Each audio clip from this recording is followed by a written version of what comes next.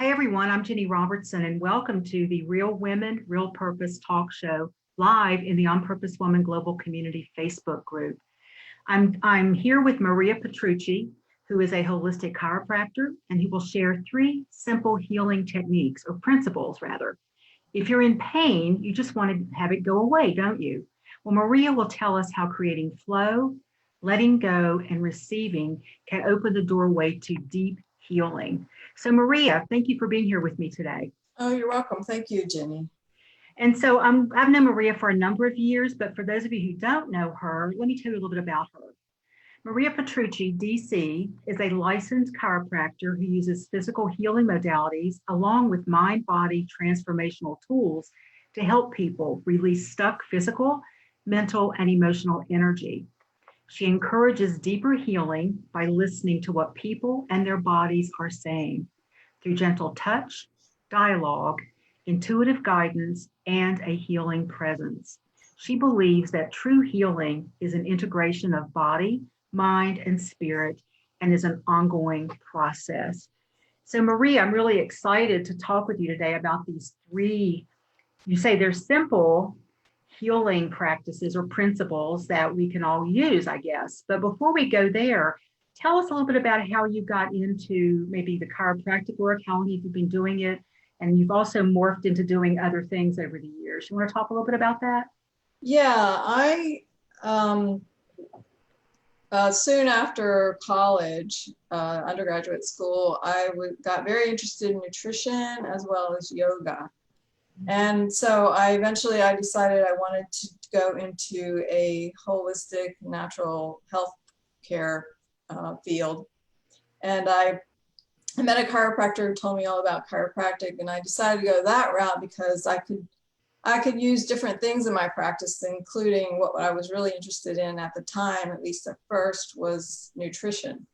So I went to school, and then I also started learning about metaphysics and spiritual principles, and I studied psychology in undergrad school. So I wanted to bring more of that into my work. I wanted to be more holistic. Mm-hmm. So I started working with some coaches, and I eventually worked on myself more specifically, and also learned craniosacral therapy, which is a great interface between the body and the mind. And so then I've been adding different tools to help people kind of go deeper into what's going on in their bodies so they can release tension. Mm-hmm. Yeah. And about how many years ago did you start this? I started in chiropractic in 1984. Okay. So it's been a long time. Yeah. So you were kind of a pioneer in doing some of this work, I imagine. It wasn't nearly as mainstream as it is considered now. Yeah, that's for sure. Yeah. So let's talk about then, you promised you were going to share three simple healing principles, and those principles involve creating flow, letting go, and receiving. And I think I know what those are all about, but I'm really interested in what you have to say. So you also say that if we can do these three things, they can open up the door to deeper healing. So let's start with creating flow. What does that mean, and how does it contribute to healing? Yes, I was thinking about it in a very broad view, including, like I said, physical, mental, emotional, spiritual. And it's creating flow I'm looking at it a couple different ways at least. It's starting movement somewhere, and it's also releasing blocks. So for instance, if I'm treating someone with chiropractic, I'm treating their spine, not just their spine, but opening up their spine so that the nerve flow can move. But it's not just the nervous system. The nerves are very close to the spine, but so are the blood vessels and the lymph and all of that. So it starts things moving around. Okay. The same with craniosacral therapy. When I touch a certain area and it feels like it's not moving correctly, when I put my hands on it, I can very gently influence it to start moving. And probably most people don't know about the cerebrospinal fluid. It's the fluid that goes through your brain and your spine, and it actually nourishes your central nervous system, your brain and spinal cord. It brings nutrients and it takes away waste products.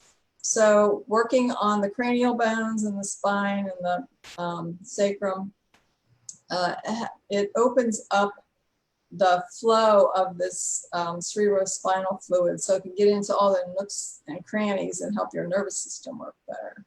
So it's a pretty important thing that it does. It sounds Yes, like. yeah. And I remember hearing one of your clients one time say that after she had a session with you, she felt like she had more space in her head. And that's from all that stuff flowing, I guess, correct? Yes, it creates more space because things aren't like jammed packed in. When they're freed up, everything opens and the fluid comes through. And yes, it can give you a feeling of more space. Same with chiropractic.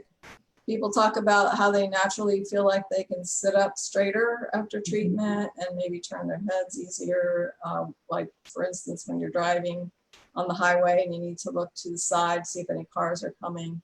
Yeah, it loosens things up and makes more space. Okay. And are there ways that we can like just create some flow for ourselves? Let's say I'm sitting at my desk all day and I'm really like feeling kind of like tightened up and bent up. If I just get up and move my arms around and does that create flow?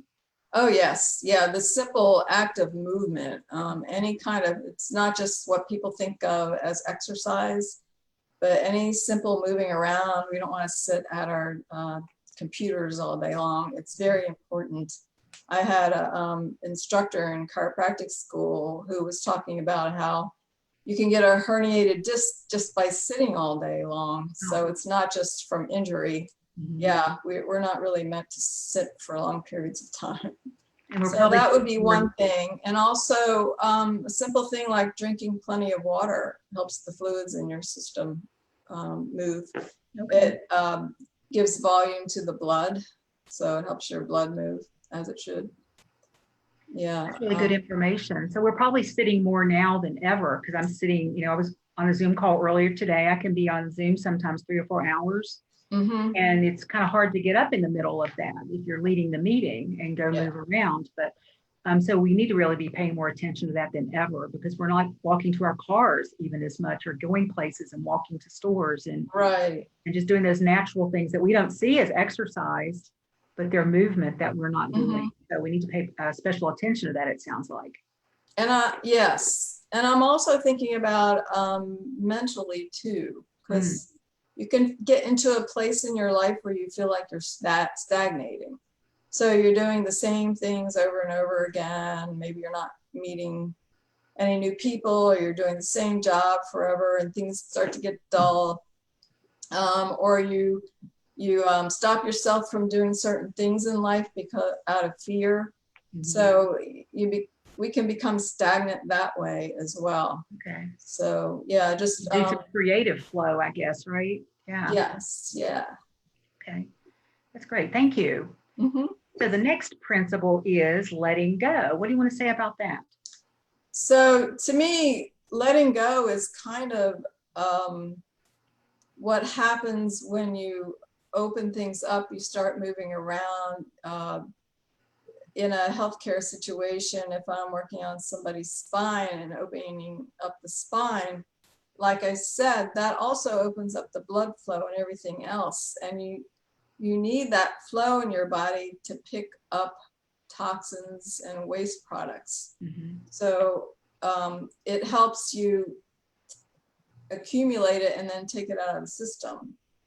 It's similar, I like to also think of when you're doing a food cleanse.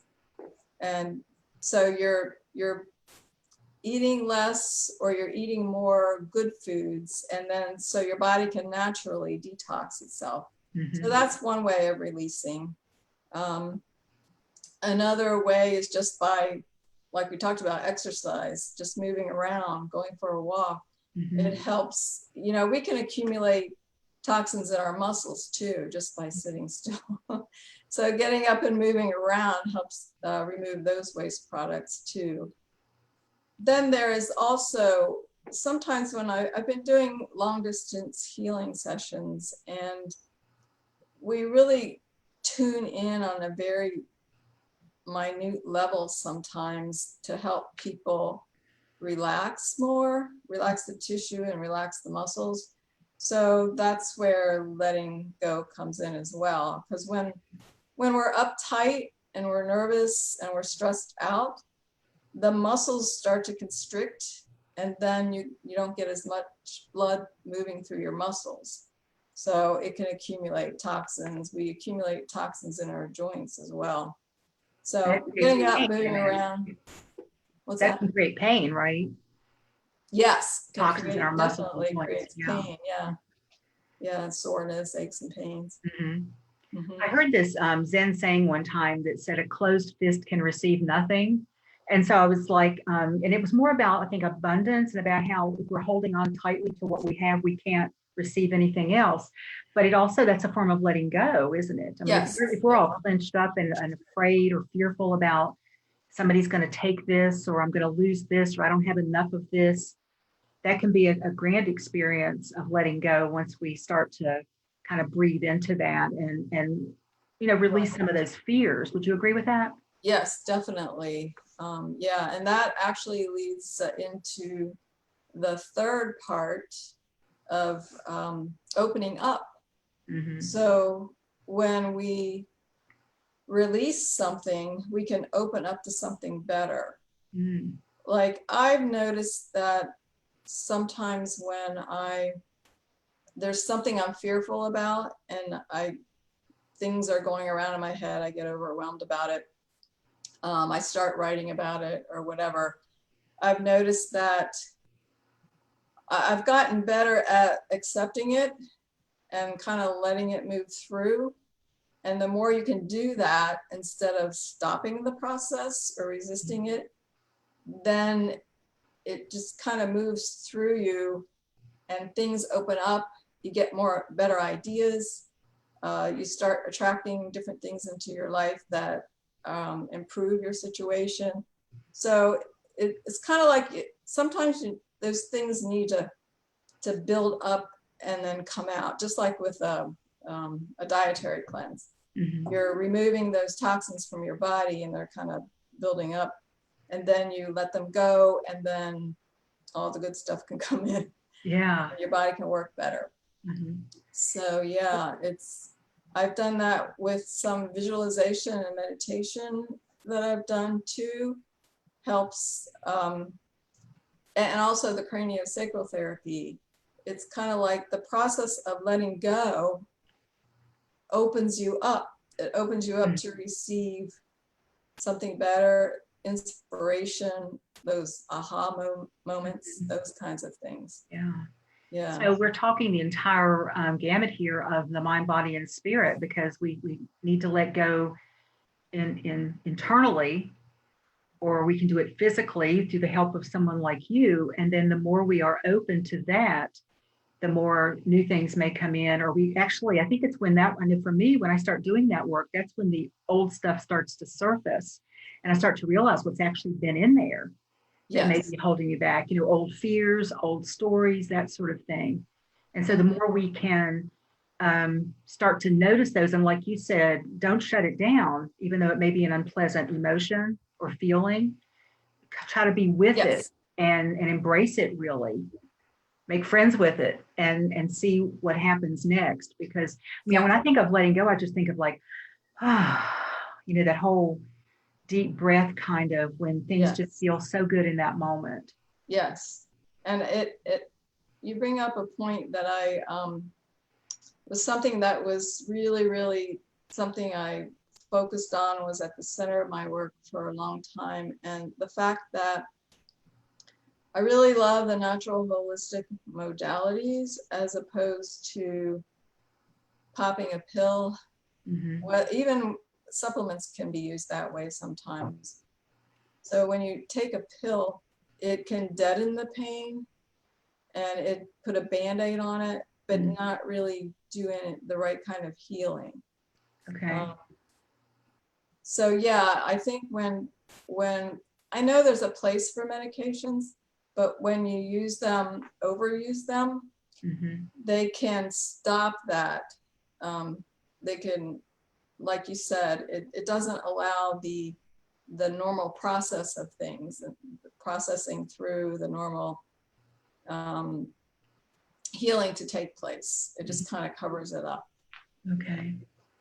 I know many years ago, at the beginning of what I guess I would call my spiritual journey, I was in my mid-30s and I had really bad migraine headaches, and they didn't have medication. I wasn't offered any medication, but at the first hint of a headache, I would rush for my pills.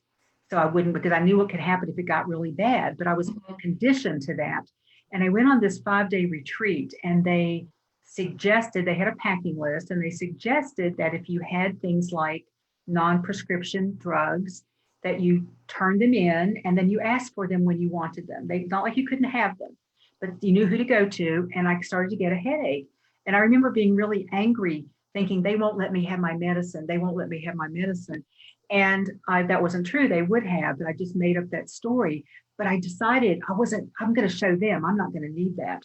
And I worked through it. And that was like the first time that I had ever experienced, the beginning of a headache and then being able to just like breathe through it. And it didn't mean I never took a pill again. It just meant that I wasn't so quick after that to go rushing for the, extra strength Excedrin that I hope would knock it out before it got bad. And today I made a lot of changes. Also, though, I rarely get a headache and I haven't had a migraine in years. But it's a habit because aren't we all like avoiding pain? Isn't that one of our primary, I guess, internal mechanisms? We want to avoid pain and embrace pleasure no matter the cost. Right. Seems to be, at least that's been makes my things worse long term. Yeah. It really does. It really does. I'm glad you brought that up. I hadn't thought about that for a long time. It's always nice to be reminded of, any shifts that we've made along the way and what's working now that wasn't working before we tried something different. Right. So you mentioned, anything else you want to say about the 3 principles, healing principles? Anything you want to add about that? Just that they kind of all work together, and that sometimes you can, like, I was thinking about one thing that I do, like when I have a goal in mind and I work on it mentally, I'll write an affirmation about something that I want. And then, so it's almost look at it in reverse, so that the last part of the principles was receiving. So I'm writing an affirmation maybe about receiving something better in my life. And then stuff starts coming up, stuff starts moving. So it's kind of like these 3 principles are really like a circle. It's a circular thing that keeps going on. Yeah.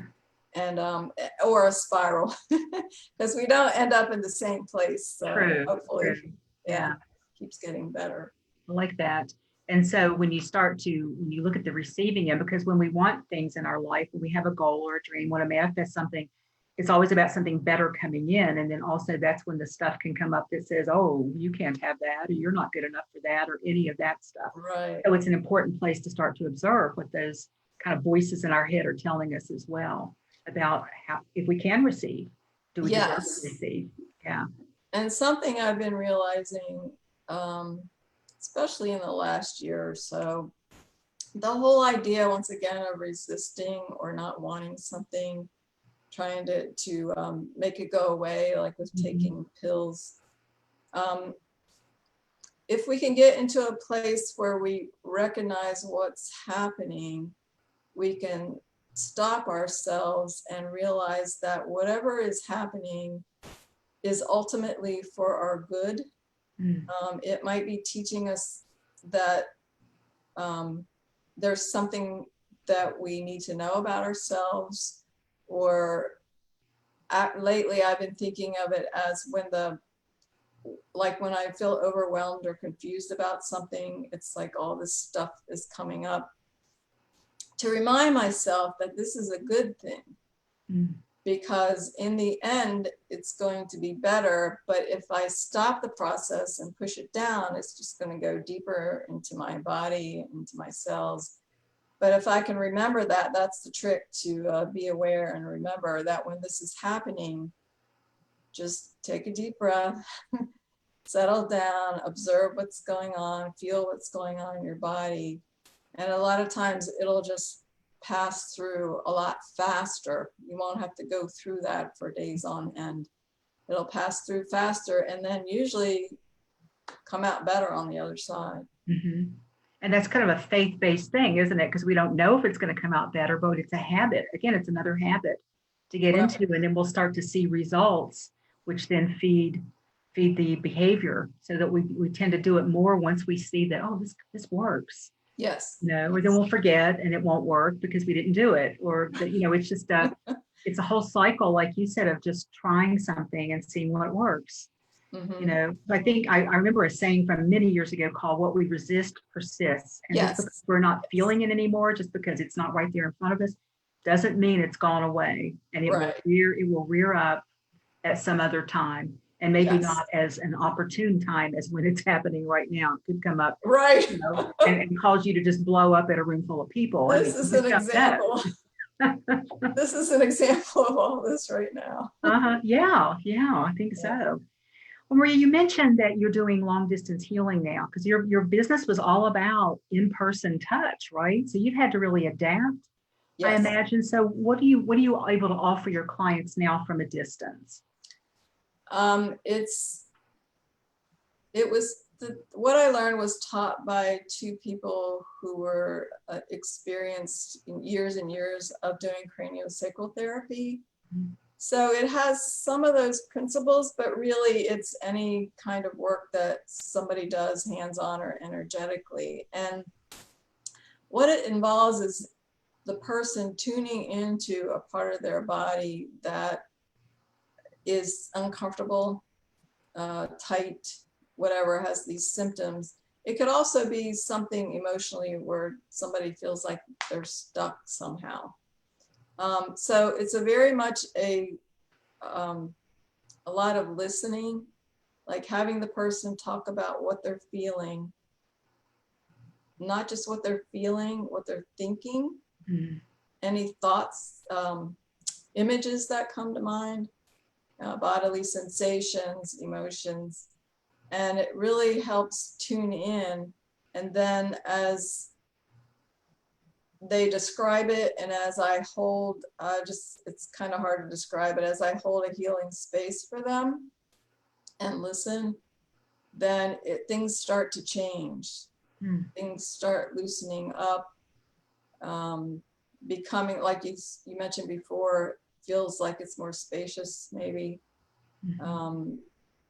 It might be connected to somewhere else in the body. But usually people start letting go, and then some emotions can come up. Images, like I said, I was working with this one woman who said she felt like she had a block in her heart, not physical, it was emotional. And as I was working with her, I started intuitively getting these different things, and I stood up and I felt like I was pregnant. So I was telling her about all the stuff I was feeling, and she said, yeah, that whatever it was she was going through was related to 10 years ago when she was pregnant. So it's just amazing what can come up during sessions like this. So once again, it helps people let go of stuff that's getting in their way, or what they need to process and take a look at maybe more closely. I know I've been amazed at just how we can connect so well online. I resisted the Zoom thing. I resisted, it's not going to be the same as in person, but we've all adapted yet again. And it's amazing that you can actually feel that connection. I mean, why not, right? Yeah. Why not? It's just something that we didn't know we could do, I guess, something that you didn't know that you could do until you did it. Yeah. And these times, as challenging as they are, really helping a lot of people to innovate and Definitely. Yes. expand in ways that they may never have. And even when we go back to the, the in-person things, we've got that other tool now to broaden our horizons and broaden our reach to other people. So it's really Yes. a gift in so many ways that we're kind of being forced into doing this sort of thing, And it just reminds me all the time about how there's, quote, good and bad in everything. Mm-hmm. Like the long distance healing isn't the same as in person, but sometimes people come out better because it's not in person.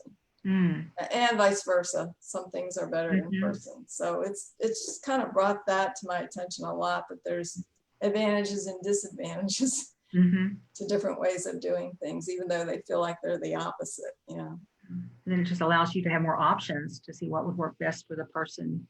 Mm-hmm. Mm-hmm. Yeah.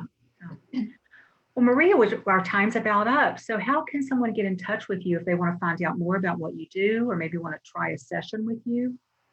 Well, yeah, I have, and that would be great if people want to try a session, because right now I'm doing first sessions for free, so you can see what it's like and wonderful.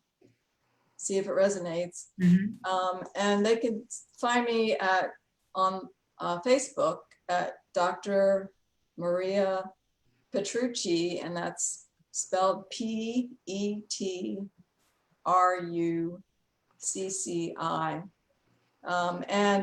In the meantime, I will post in the future my website address. I'm under construction right now with my website. Okay. So Facebook is the best way to reach out to you. Yes. Okay. Anything else you'd like to add that you wanted to talk about and I didn't touch on today? Oh, I can't think of anything right now. It's been a really wonderful conversation. Thank you. Thank you for Jenny. sharing yourself with our audience, and for just sharing your expertise and your just lovely way of being. I think I've had a session with you, and you just have this way of making people feel really safe and relaxed. And, before anything starts to happen, you just have this very calming presence. So I appreciate that about you. And thank you for joining us. And I want to thank everyone else for joining us for the Real Women, Real Purpose Talk Show live here in the On Purpose Woman Global Community Facebook group. For a list of all of the July and August Real Women, Real Purpose Talk Show topics, you can go to the On Purpose Woman magazine. That's onpurposewomanmagazine.com. It's an online magazine. Go to the table of contents and you'll see where it says the interview topics. We've got a number of those still coming up the rest of this month and in August. And if you love this interview and you want to share it with your friends, you'll find it on our new YouTube channel within the next 48 hours. It is the On Purpose Woman Global Community channel on YouTube. Just go in and put in On Purpose Woman Global Community. While you're there, please subscribe so you won't miss any of these details. And this way, you can share it with anyone you want, because in the group, that's a private group and you can't share from there. So go over there. We've already got 7 interviews up there for you to watch. And this interview, like I said, will be up in about 48 hours, usually less time than that. We have 4 more interviews coming up for you next week. And I just want to tell you what those are really quick. On Monday, Catherine Yarborough will interview Ann Coverdale and talk about tools for truly living. On Tuesday, I'll interview musician and vocal coach Safi Lynn, and we'll discuss music is meditation. On Wednesday, Catherine Yarborough will interview Sharona Futerman, where Sharona will share how she's still learning to enjoy the small stuff. And then on Thursday of next week, I'll interview Dawn Schuler, and we'll talk about awakening your passion. So we're going to have, like I said, more after that. So please go over and subscribe to our channel, comment on this video, and share it with all your friends. And I thank you again for being here, and I hope to see you again real soon. Thanks again, Maria. You're welcome. Thanks, Jenny. Bye, y'all.